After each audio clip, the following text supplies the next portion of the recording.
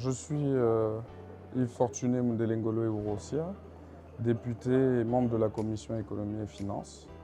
Nous avons participé à cette revue annuelle de la Banque mondiale.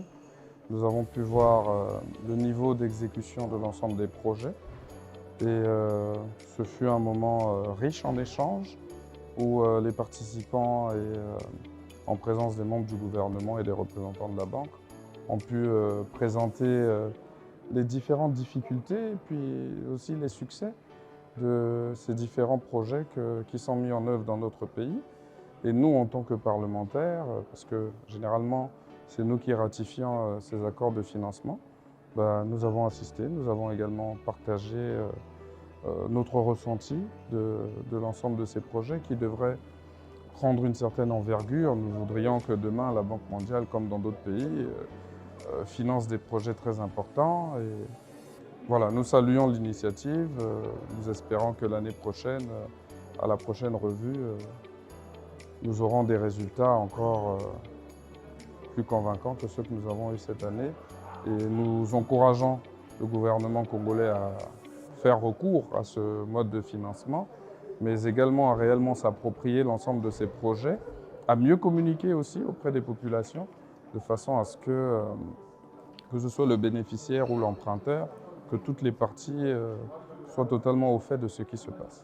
Bonjour, je suis Cam Kokafé Gessner et participant à cet événement de revue de la performance du portefeuille et la journée de partage des connaissances.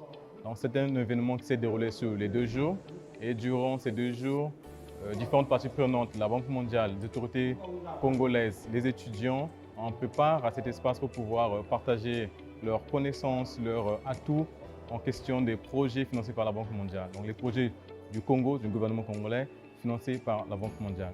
Et durant ces 2 jours, nous avons appris énormément de choses, notamment aujourd'hui, où j'ai pris le plaisir de participer en tant que stagiaire au programme de prestation de marchés publics mis en place par la Banque mondiale et l'ARNP ainsi que les autorités congolaises.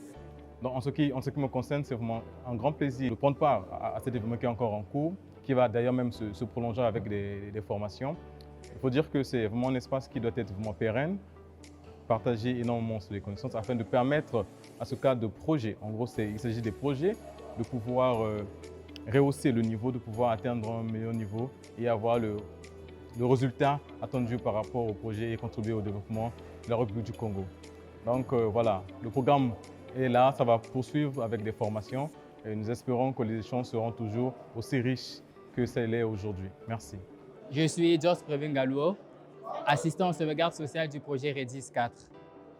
Et j'ai participé à cette session de 2024 pour CISPPR, qui était 2 journées d'échange, de partage de connaissances entre le gouvernement, la Banque mondiale et les unités de gestion de projet. Ces 2 journées ont été une réussite. Pourquoi? Parce qu'elles ont permis de pouvoir ressortir les points positifs du dernier CPPR et également les faiblesses que les unités de projet ont eu à rencontrer dans l'exécution de leurs activités. Et donc, il y a eu bel et bien des promesses sur le plan de renforcement des capacités. Et également, un point important également aussi à souligner, c'est-à-dire la transition du cadre environnemental et social de la Banque mondiale vers le cadre législatif du Congo. Et donc, je fais partie d'un programme de stage qui a été lancé en 2022. Et donc, cette année, dans ce cadre de ce CPPR, nous avons reçu nos certificats et je suis reconnaissant envers le gouvernement de la République qui a lancé ce programme en concert avec la Banque mondiale, dont nous avons aujourd'hui 28 spécialistes juniors en sauvegarde environnementale et sociale sur le marché de l'emploi. Je vous remercie. Bonjour à tous, je suis Revina Ngoma Koumou, assistante en sauvegarde environnementale et sociale et violences basées sur le genre au sein du projet de renforcement du système de santé dénommé OBIKISA. Alors c'est avec un cœur rempli d'ataraxie que j'exprime cet après-midi ma gratitude à l'égard de la Banque mondiale, y compris le gouvernement congolais, pour cette revue du portefeuille et cette remise de diplôme également suite à la formation en ce qui concerne notre insertion dans le domaine de sauvegarde environnementale et sociale qui s'est fait pendant 12 mois. Et donc à la fin de la revue du portefeuille, nous avons eu une séance de remise de diplôme qui fait de nous des mini-spécialistes en sauvegarde environnementale et violences basées sur le genre, parce que c'est tout ce que nous avons eu à apprendre tout au long de cette formation. Alors, grande est notre joie, parce que lorsque nous avons commencé cette formation, nous étions quasiment vides, on ne savait pratiquement pas ce que c'était les sauvegardes. Et voilà, à la fin, on sait totalement ce que c'est, et voilà, c'est un plaisir. Merci bien. Je pense que cette revue a été extrêmement riche en échanges. Chacun des partenaires qui ont participé aux discussions a eu l'opportunité d'apprécier l'impact des actions qu'ils ont posées.